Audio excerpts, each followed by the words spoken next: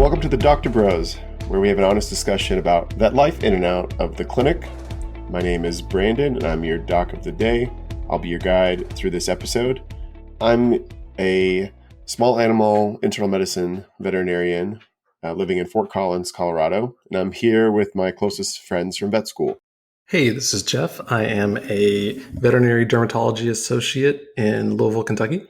Hey, this is Chris. I'm a GP in North Carolina. And we have an interesting topic today. We're going to be getting into some more recent news, specifically around veterinary professional associates. I'll go into some details later.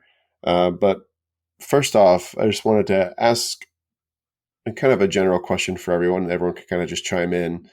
And it kind of goes into our topic today. So looking at where you are now in practice, do you feel like you have an adequate support staff? This is Jeff. And yes, I think I do. It has changed over the years since I've been working for our company, but I think we have a good balance of technicians to doctor ratio. I know we were talking about before we started recording. I sometimes do satellite clinics, which I've mentioned on here before, where I will go to other cities and do some dermatology work, and we've gotten a good balance of even bringing technicians with us. And they, I would say for us, really solid. This is Chris. I would agree. We have a pretty good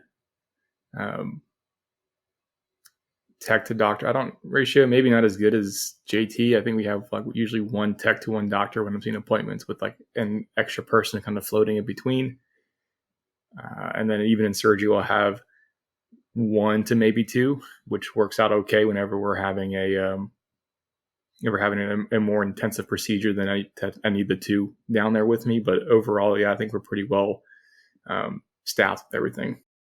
And this is Brandon again. I where I'm at right now with my current caseload, I think it's acceptable. But if I had a full schedule, which I'm slowly building my schedule at the new practice I'm at, I would be overwhelmed. I'd be having to pitch in and help with the technical staff with their duties, taking away from my ability to get my work done. And then, as many veterinarians know that have a lack of help, that ends up being you staying late, getting your stuff done at the end of the day. So I just really quickly pulled up something as well. There's a previous report from 2023 from the AVMA that talks about in veterinary hospitals where they are the most efficient, their tech to doctor ratio for full-time equivalent technicians and assistants for each veterinarian is 2.7 to 1. This is an average, so a little over 2 to 1. I love the 0.7. I know, so it's just the average. And then some say, depending on their situation, ideally a 3 to 1 or 4 to 1 would be more efficient, which seems that some people have. Obviously. Yeah. At least for me, a 2 to 1, I think is the bare minimum. And right now we're a little bit less than that on the days where we, myself and my internist colleague, share technicians. And there's a range of skill set between those three people that we're on with at the same time. So that also skews it a little bit as well, because not every technician / assistant is equivocal, and states have different laws, and it's more than we'll get into today. But moving on to the main topic of today, there's a push, in particular, there's a proposition in Colorado that'll be a ballot initiative for accepting a degree for a veterinary professional associate, so essentially a PA equivalent in veterinary medicine. Just to give the details, so it's Colorado Proposition 129. We'll ask voters whether the state should establish the position of veterinary professional associates, or VPAs. The VPA's duties would overlap with those of a veterinarian and veterinary technician. Working under the supervision of a licensed veterinarian, they would be able to diagnose, prognose, and recommend treatment plans, and including performing surgery. And it says Colorado voters will have their say on November 5th, Election Day. In the meantime, efforts are underway to educate the public about the potential implications of the ballot measure. So there are a couple of articles out, things right off of the AVMA website, where they've interviewed one of the legislators here in Colorado who's a veterinarian, and she does a Q&A. Her name, Colorado Representative Karen McCormick, talking about the downsides. In short, she's against the measure. And then there are some people that are for the measure, like some folks over at the Dumb Friends League, which is a shelter out here. I think it's a multi-state shelter, but we have a Dumb Friends League in Colorado. And for them, it's more of, we need more people to help with the spay and neuter load and getting through shelter pets and so on and so forth. That's the gist of it. But we're going to dive into it today. So we've had a chance to kind of review some of the requirements, and we can point some of these things out here. But from what you guys know so far, what are your initial thoughts on a position where it's like an intermediary between veterinary technician and veterinarian, essentially this master's degree? Is that person, like, do you think that they will be sufficient or proficient, I should say, in diagnosing, prescribing medications, and then doing surgery as well? This is Chris. There are some things that you can easily diagnose.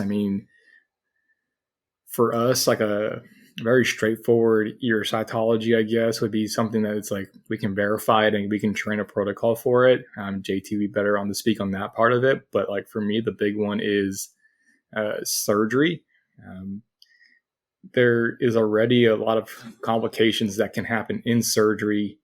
And we had to learn a lot, train a lot in vet school to be able to do these surgeries and do extra CE and other courses to be proficient in what we're doing. And I'm not a board certified surgeon by any means, but I still had to learn a lot and train a lot on how to do all the procedures that I know how to do and feel comfortable doing all those procedures that I had to do. And even then, there are some that I won't even touch because I know, hey, that's out of my wheelhouse. I wouldn't say, I would say someone who's got a veterinary professional associate's degree or master's degree would be proficient to do surgery right off the bat. I think that's a big task to put onto somebody who, from how it looks like it's being proposed, has very minimal hands-on time doing these surgeries. So is it going to be maybe a semester and they do like half of a surgery or something and watch it, and then they're like, all right, you're good to go? Like that doesn't, I think there's just so many things that can go wrong, especially with surgery. Cause that's where I saw, I was reading the article, like the majority of, I guess, board complaints have to do with surgery. So that's just you're just opening up another can of worms on top of that. I'm against it, I think. And then it's even more so with the surgery part, just because there's a lot that can go wrong on top of anesthesia and the surgery. I'm just like, in my head, I'm just going through, I'm like, the guy got the anesthesia right. Who's running anesthesia? Is it the doctor running anesthesia? Well, at that point, he might as well just be doing, or she might just be doing the surgery. So what's going on with anesthesia? What's going on with the actual surgery component of it? There's just a lot of things up and down the whole process of just doing a surgery. A spay is not, it's a very straightforward procedure for us now that we know how to do it, but it's not an easy procedure. We just get proficient at it, but it's not something that say, hey, there are complications that can happen from a spay. Even though it's one of the most common surgeries we do, it's not the most or uncomplicated procedure. So yeah, I think I'm kind of just running in circles here, but I think I'm against it. I don't like it. This is Jeff. So I am for it. I know it's crazy. There's a lot of faces. So here's the thing though. I am for it being done the correct way, and I am really concerned with how it's currently. I think we're getting ahead of ourselves with how quickly this is supposed to get off the ground. So looking at the articles that we have, this is something that could get passed this November, and then they want to get these programs up and running early. I think it said like January 2027, I believe. And that's very fast for me. So as a concept, like we said, like coming from, this feels like it is being framed as a PA position, physician's assistants in human medicine. That field has has only just, in my opinion, like really taken off in maybe the past decade or so, as far as getting like big, and like me going and seeing my own physician and seeing how they practice and diagnose things under direct supervision of an MD. So it, based on looking through these articles and even their curriculum, I'm sure we'll get into more. It said like they have 3 semesters online. It'd be framed as a master's program, and then no laboratory for the online portion, a 4th semester of basic clinical training skills, and then a short internship. To me, that doesn't sound well fleshed out to like get this off the ground right now. There's also no current accreditation, so as far as just having it, as far as where we're at, like I don't think we're in a good place to get something like this started so quickly. But I like the concept of the position. I mean, it's framed as eventually, hopefully, taking some stress off of veterinarians because they're our underserved communities. I don't think that's in the legislature or on the ballot in specific writing. It's more of like, can this type of position exist? But it would be interesting to see down the road, maybe many years down the road. I'm thinking more like a 5 to 10 year plan. Can this be beneficial to us? But I think initially, and how it's currently framed, I don't like it for what it is. But I like the concept from the framework of like, there are a lot of good physician's assistants in human medicine. So I think this could be a good thing. But we have a lot of work to do before this gets off the ground. So like, this isn't something that I would personally currently vote for today. But the concept, I think, has potential. And this is Brandon. I stand kind of in between. For me, nobody but a veterinarian should be doing surgery. I don't even do surgery. I don't feel competent in surgery myself, and I don't do it. I haven't done surgeries in years. So like, I don't think that there's going to be a strong enough program outside of what we already have for veterinary, like DVM training, to produce someone competent enough to perform something of that like level, and that requires that much skill and that much understanding. But a lot of the other points I think are very, like the points of the program, I think are very interesting. And what I would rather see, rather than creating a brand new program like this that someone would start it from scratch, I would rather see a way to transition really well trained technical staff that already have like maybe a true veterinary technician degree into some sort of program like this, because they already have a lot of hands-on experience. Like maybe that would be a requirement. Like you can't come into this unless you have X amount of years of veterinary technician experience and you've already gone through at least some sort of technical training program. And it'd be like a step up from the current technical staff position. Because I don't know, I've seen people operate in different ways at different hospitals where like techs are kind of already doing some things that a PA maybe would do, like having more of the direct communication with a client and doing some, like taking the initial histories and doing all this stuff. Like if they're already doing those jobs, why don't we just elevate their position in a way, maybe have them trained in more of the physiology and anatomy and some of the more in-depth like knowledge-based type stuff that they need, and then upgrade their position. Because as we've talked about on previous podcasts, like vet techs as a whole are underpaid.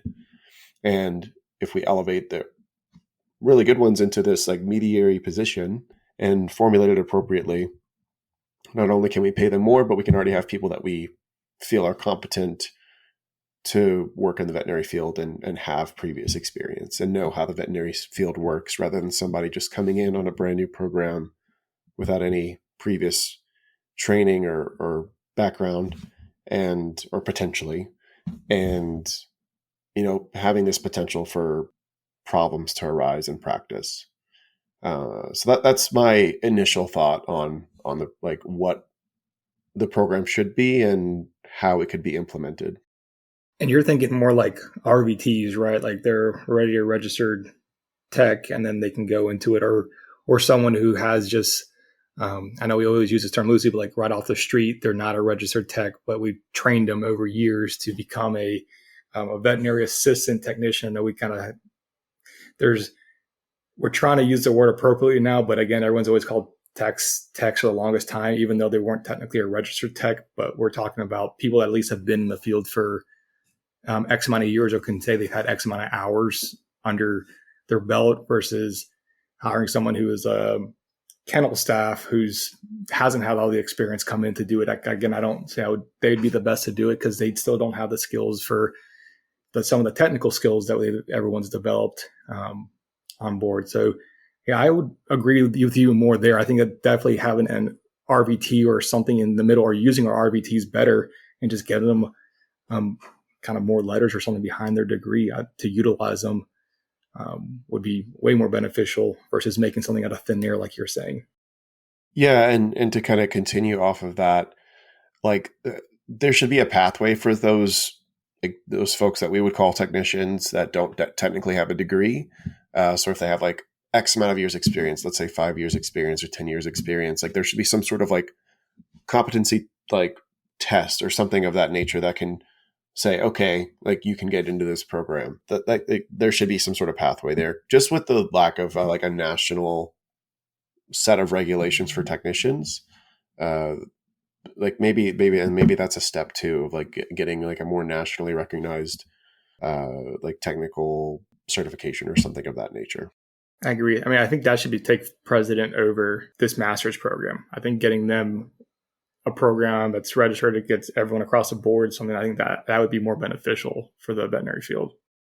So I like, just as a, tell me if I'm wrong, as a consensus, it seems like there is a need for a position like this, but this current method is going about it the wrong way. Yes. Yeah. And they're giving too much power to the position for certain things. Like, again, some things that they can do on their own, they can do post-op care from a surgery, that's fine, or they can do check on medications. I mean, doing the math for drugs on what we need to do, antibiotics, whatnot, like that's fine. But like, I think for me, the big one is surgery. Like, I wouldn't want to give someone with a master's degree with very minimal training the ability to do surgeries. And then where does the surgery stop? Like, what can't do? Like, can they just do a laceration repair, or can they do a neuter, or hey, are they doing a exploratory with a foreign body and RNA? Like, where's the cutoff going on? And I know what I'm comfortable doing and not doing, but what about this person from this program? Would they even know what they're getting into for how bad it is to do it? And then again, I know, and we might be getting ahead of the question here, but at one point it was mentioning that everything's under the doctor's name. So it's our license on the line. So if they do something in this surgery and they mess up, let's say it's under my clinic or whatnot. Again, this is all scenarios. They mess up something, I had no clue about it. And then all of a sudden it's like, hey, it's your license on the line because they screwed up. Like, that's where it gets dicey with things, especially because, you have dogs under anesthesia, you're doing crazy procedures. Like, what's going on at their point? Again, we should know what they're doing, but I don't know. I think it's a slippery slope. Yeah, I agree. I think surgery is the big thing for me. I think where the surgery aspect is coming from the people that are advocating for this is the fact that there's like a shortage of people that can do kind of some of the more common procedures. So like shelter medicine as a microcosm, like we need people that can just do a spay or a neuter. A neuter in particular is like one of the more simple surgeries that most people can be trained on. Maybe we limit surgery, so to speak, to individual procedures like a minor laceration repair or a neuter. Spay's an abdominal surgery. I still I see that as abdominal surgery. I don't know that we should be having someone that has a less degree of training doing something of that significance just because of what could go wrong. But I understand where the need is. So I guess like kind of coming into like, we'll focus on the surgery aspect first. I think you and I have put our 2 cents in. What are your thoughts, Jeff? I think the number one thing that I can't ignore is like in one of the articles that we were talking about, and we can put these in the show notes, but one of the AVMA articles mentioned specifically that not only does the AVMA, so our American Veterinary Medical Association, our governing board, they currently oppose this measure, but so does the American College of Veterinary Surgeons, ACVS. So like we can't ignore like the top dogs, if you will, in regards to this measure. But and again, that's how it's currently framed and with the concerning training. So specifically with surgery, I think the ACVS had mentioned, which I like, this is like even quote unquote routine things like Chris was saying aren't necessarily routine. Can this person with a different level of training than a full-fledged boarded veterinarian, whether it be GP level or specialist level, like are they going to be prepared for the complications that can come along with these? Because if you have a complication with an open abdomen, like a spay, that pet could pass away. And you have to be prepared for that reality and really well trained, ideally. And not every veterinarian is perfect either. We make mistakes, and patients have passed away, obviously, in our care. It's just the inevitability of our field. And some surgeries don't go the way that you hope that they will. So in my reality, I'm like, the level of regulation and the scope of practice, which is basically a summary of what you guys are getting at, is it needs to be extremely strict and extremely well written out and fledged out. Like you said, Brandon, like, is the scope of practice for the plan for this specifically going to be, you can do a neuter under a supervised veterinarian, and are they in the building or are they in the room with you? And same thing for a spay. Like, I see a space for that to eventually be able to be a thing, especially with neuters, because usually it's a little bit easier than a spay is to do, so potentially less risk. But both are still risky because it's still surgeries, and most of the time these patients are under full anesthesia. So there's a lot of training in the background that needs to go down before this can be materialized. And even this is Chris again, even with neuters, I agree, they're a lot easier. They're not super complicated of a procedure. But if you drop a pedicle, now it turns into an abdominal surgery because you got to go find that. Again, they might be lucky and it's hang out there, but I'm talking about like worst case scenario. It goes into the abdomen at that point, and now you're like, shoot, now this is an emergency where we got to go in there and go get and ligate the vessels there now because the dog could bleed out. You hear stories of, I heard one in particular, someone in Florida, they were just doing surgery in their apartment, and it wasn't a veterinarian, but they're like, I do neuters, or they said it was some crazy story. The dog lived for a few days, but it still was like, he was having like a hemo, or there's a hematoma forming, again, which happens after some neuters in general, but the dog was just not doing well, and it died because, again, it didn't go well. So yeah, I think it could be trained, and especially at that point, you'd have to have a vet on standby in case something does happen. But yeah, I think we all just agree on the surgery part just being like the biggest thing that kind of freaks me out. Yeah, and this is Brandon again. Like, maybe there's a certain scenario or a certain set of circumstances where this, like, a surgery is allowed for like that individual. Like, maybe it's only shelter medicine, like you can't practice on client-owned pets or something like that. Not to say that those pets deserve less care. It's just maybe we just need people to do the care, and that's one way to fill that void. So yeah, I think that, like, we all agree there's certain needs, and right now the way it's being proposed is not the way that we would want it to move forward. Another thought would be, like one of the Q&As, they had asked, like, well, what if a veterinarian set a specific protocol for the PA to follow for maybe something more routine? Let's just say vaccines, for example. I think that's like one of the few places where maybe it like that would be more of a straightforward thing for someone to be trained in and teach.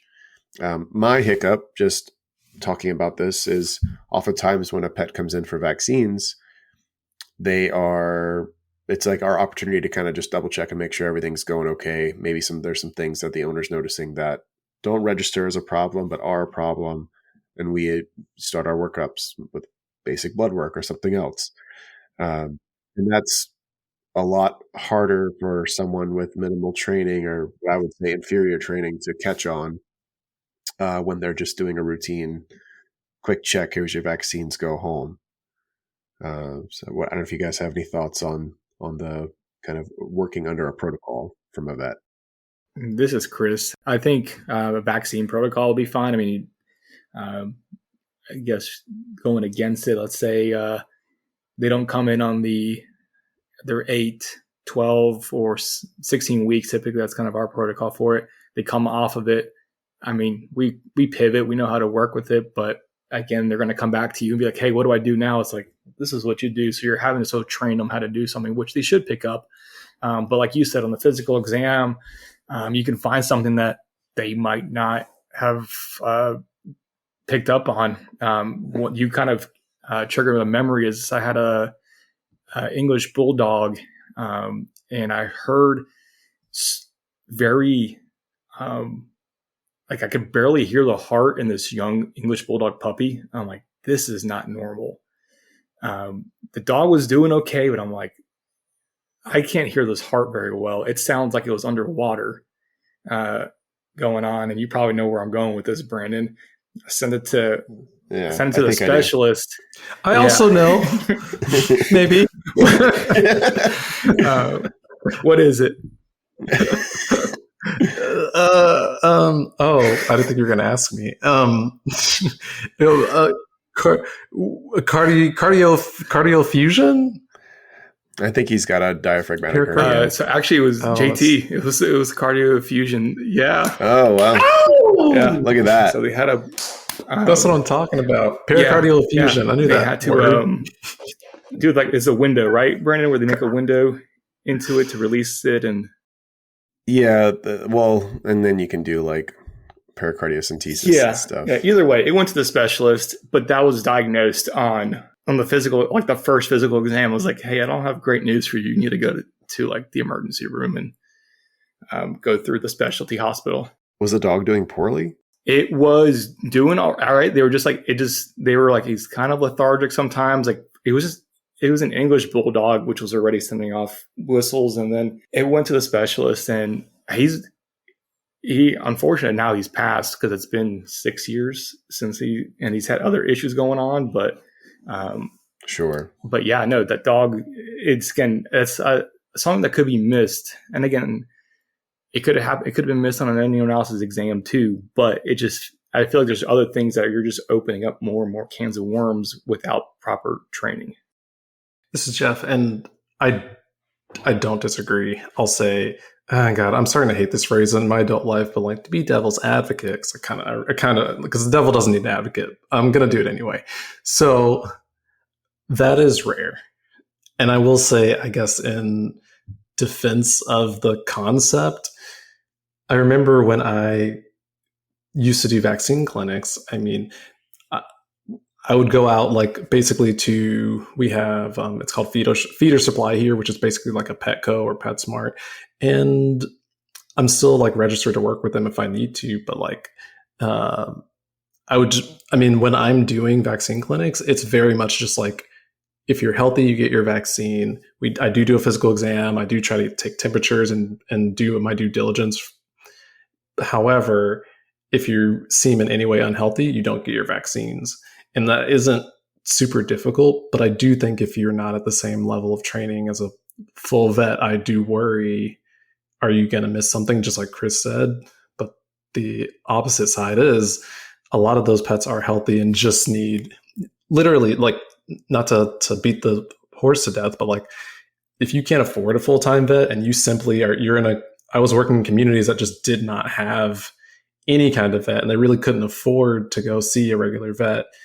In general, most of those pets are healthy and you can do a good physical exam and you can assess if they're healthy or not. And they may just need their vaccines and to go home or to be appropriately instructed if they seem unhealthy based on their physical exam and like a TPR, temperature, pulse, respiration. They may need to go see a full service vet is what we would say, I think.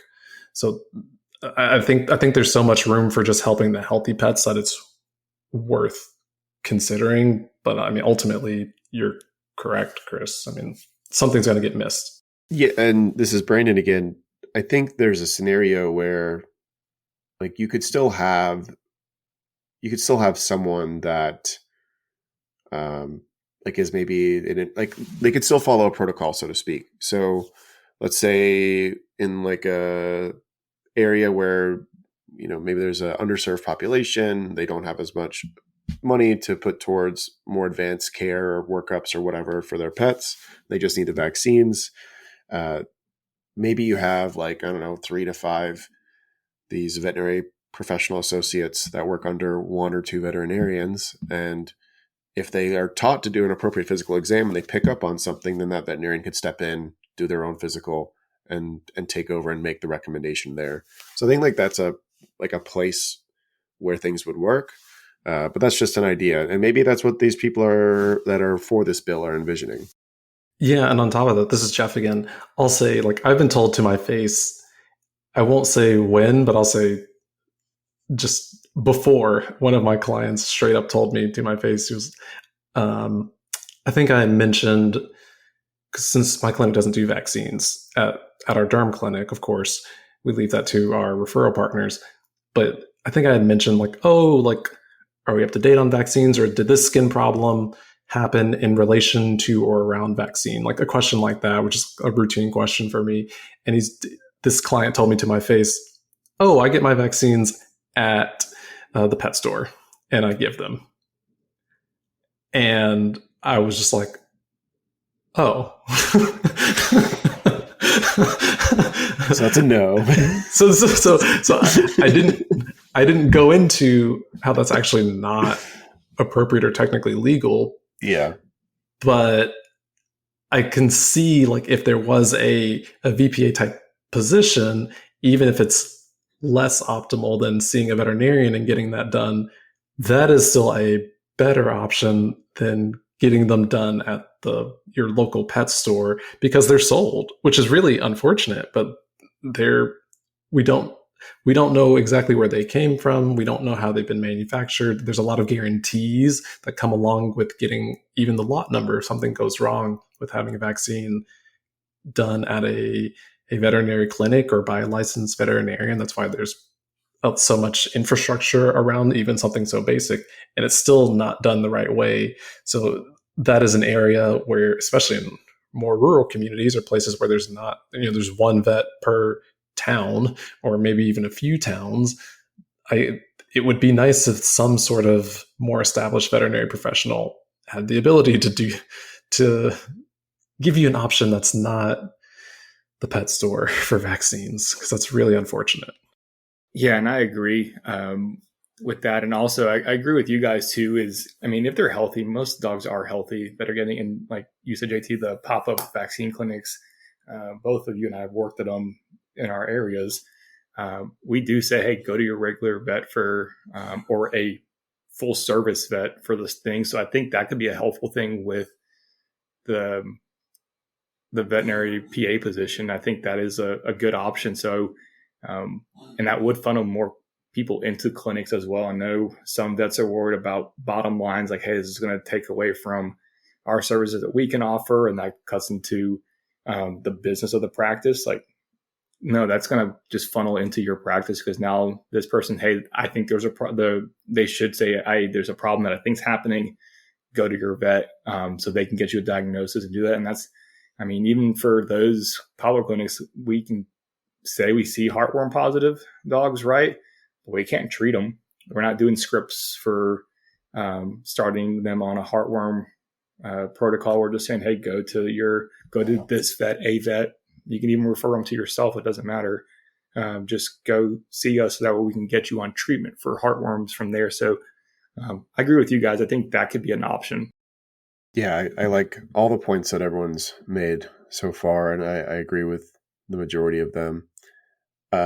Something that was interesting in the article is there was a question about essentially, so word for word, it says, do you have concerns about the potential negative impacts of this type of program that it might have on existing educational programs awarding doctoral degrees in veterinary medicine?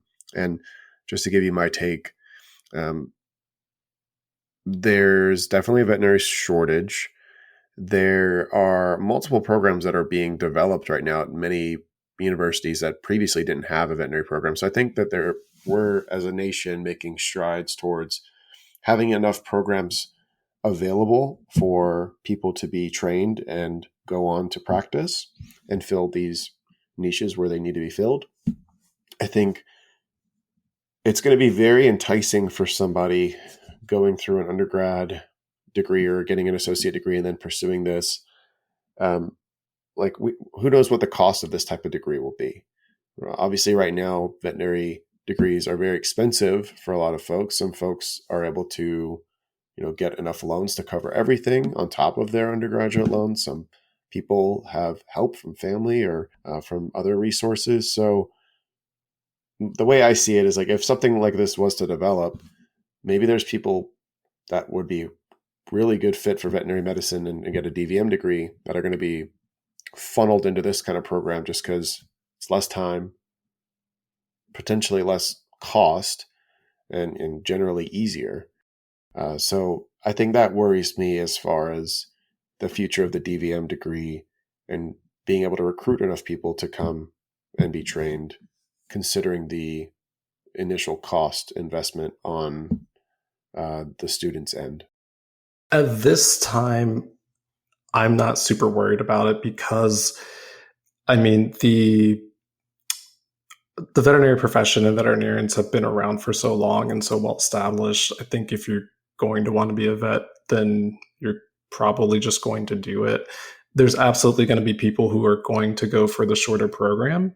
And I think we've seen that. So I literally called my sister, who's a PA, before this, and I'll just like inquire. I was like, tell me more about PA as a career. And I was also like, how long has this even been around? Because they most definitely got pushback when it was first getting started because it's an intermediary position as well. And she was like, oh, PA's been around.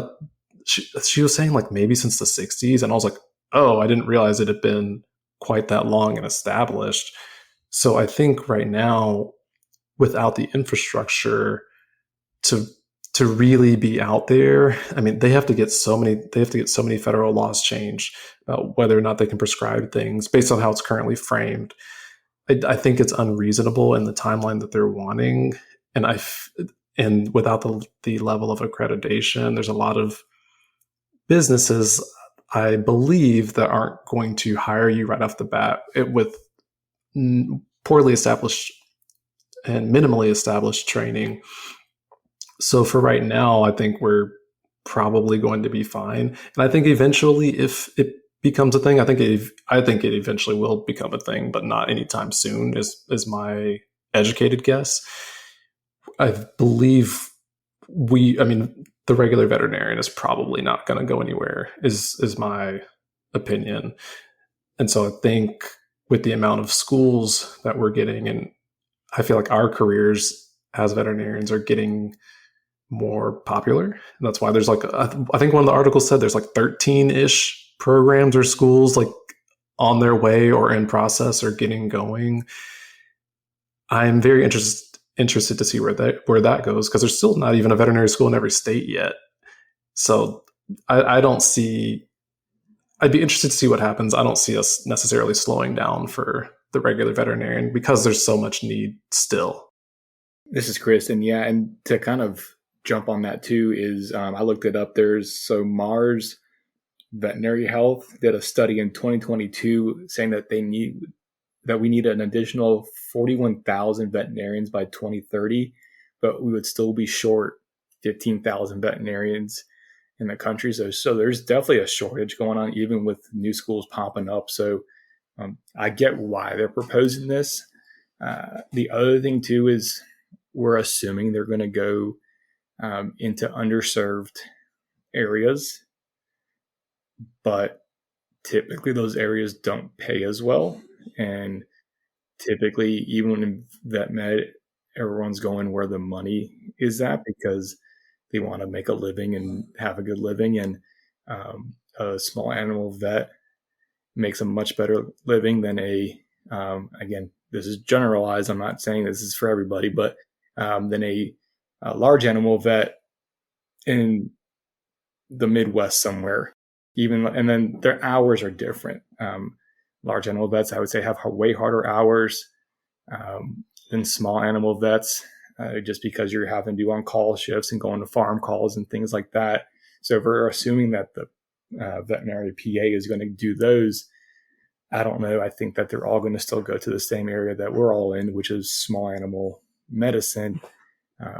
So I don't know. So I guess if you make the legislation where it's only for these areas that you can work, maybe. But there is, I would say, definitely a shortage of vets. Yeah, and this is Jeff, and I would say, Chris, like my hope, if I was in charge or had any say in the program, which I don't at this juncture, maybe you, Brandon, you're literally in Colorado. We'll work on it. Look, my hope is that it would be something, especially with all the pushback and controversy and all the work that we need to do to make it work and work well. With honestly, I'm very critical of the concept of how strict we need to be about the scope of practice for something like this. I would want somewhere in the legislature, like this position is designed for communities that need specific additional veterinary help or shelters that need this additional help. Can we put government resources specifically towards that? I also think that's the only way something like the AVMA, which would inevitably have some tremendous amount of say over this type of thing, would, and there are linked to the actual government with organized veterinary medicine. Like I imagine they would have a lot of extremely strict protocol and rules, and it would be nice to see something like that really specific. Like if we're going to fill this need, let's do it. Maybe let's pull back. Maybe let's not vote on it this year. But you have to wonder too, side note in theory, with everything that's being put on and the framework, and I don't want to say freedom, but the large scope that's being presented on the ballot, I kind of wonder, you have to wonder, like, are we throwing darts at a board just to see what happens and then pull back and produce something later for a vote in the future? I wonder. Yeah, I like your last comment there, because like the way I see it, like, yes, there's a need. Is this ballot measure the way to go about it? In its current form, I would say no. As a Colorado resident now, I will not be voting for this, just to be upfront about it. And I agree with our representative, Karen McCormick, who is also, again, a DVM, and her take. Her big thing, and what I fully agree with her on, is that we have people that have like a pretty significant amount of training and experience, and we should just find ways to better elevate their positions, not just because we need them, but because they're also being underserved in particular in pay, as we've talked about before. And I think there's a good opportunity to make a path for those that are already in the field and would want to do some sort of position of this caliber to fit their current skill set, along with some additional training. Like for me, like anatomy and physiology, like the core of what we do and the core of like a normal animal are really key.